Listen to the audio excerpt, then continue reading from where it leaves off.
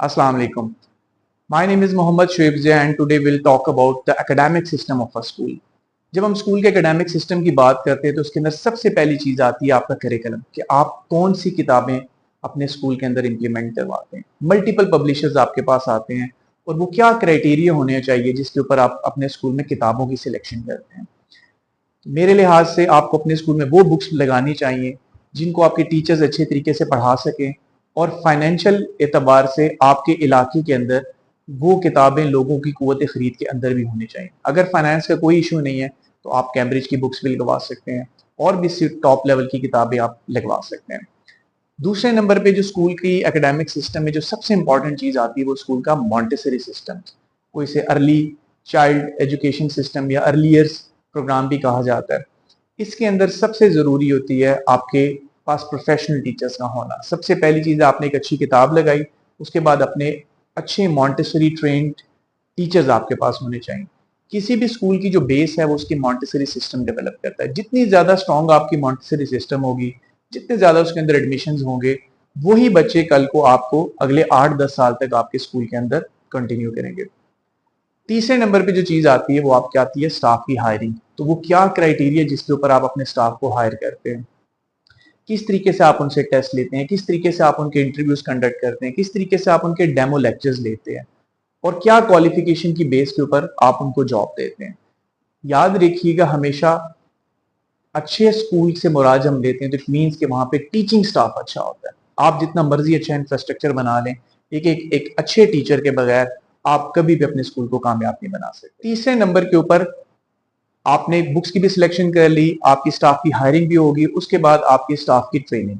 जब भी आप किसी टीचर्स को नए हायर करें तो सबसे पहले अपने सिस्टम के बारे में उनको बताएं। एटलीस्ट 1 वीक तक, 10 दिन तक अपने किसी सीनियर टीचर्स के साथ उनको अटैच करें ताकि आपके स्कूल का सिस्टम वो अंडरस्टैंड कर पाए।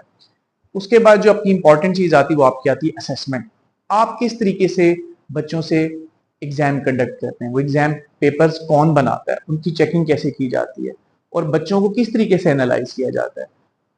अगर किसी स्कूल में असेसमेंट सिस्टम वीक है, वो रिजल्ट्स तो अच्छे प्रोड्यूस कर देगा लेकिन एटलीस्ट बच्चे की वो बेस नहीं बनेगी जो उसकी रिक्वायरमेंट है।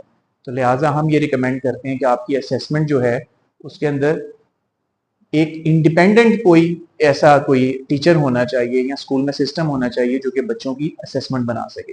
टीचर भी क्विजेस के तौर पर अपना क्विज लें लेकिन जो सेंट्रल एग्जाम्स हैं that should be conducted and made by independent body. इसके अलावा अगर हम एकेडमिक सिस्टम को इम्प्रूव करने की बात करें तो स्कूल के अंदर प्रॉपर लैब्स का होना भी जरूरी है। आजकल के टेक्नोलॉजी के दौर में अगर एक स्कूल में कंप्यूटर लैब ही मौजूद नहीं है तो आप मुझे बताएं कि किस तरीके से बच्चे कंप्यूटर्स को पढ़ सकेंगे, किस तरीके से उनको सर्च कर सकेंगे, किस तरीके से वो अपने आप को बेहतर बना सकेंगे। तो सबसे पहली चीज जो मैं रिकमेंड करूंगा कि एक अच्छे एकेडमिक सिस्टम को डेवलप करने के लिए स्कूल में अपनी लैब्स के ऊपर इन्वेस्ट करें।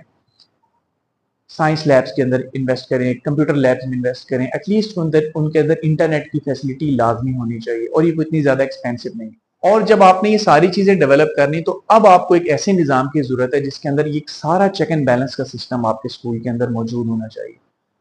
टीचर्स किस तरीके से लेक्चर्स दे रहे हैं, बच्चों के कॉन्सेप्ट्स बन रहे हैं या नहीं बन पा रहे, आप इसको एवेल्युएट करने का पूरा प्रोसेस होना चाहिए। टीचर्स की क्लास ऑब्जर्वेशन होनी चाहिए, बच्चों की एवेल्यूएशन, जैसे कि मैंने आपको बताया कि न्यूट्रल फॉर्मेट से बच्चों की एवेल्यूएशन होनी चाहिए।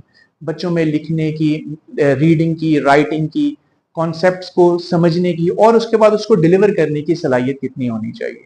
तो एक कॉन्टिन्यूस आपको एक ऐसा सिस्टम चाहिए जिसके अंदर आपका पूरा एकेडमिक्स का जो निज़ाम है एटलीस्ट हर 15 दिन बाद या 1 महीने बाद रिपोर्ट की फॉर्म में आपके पास आए।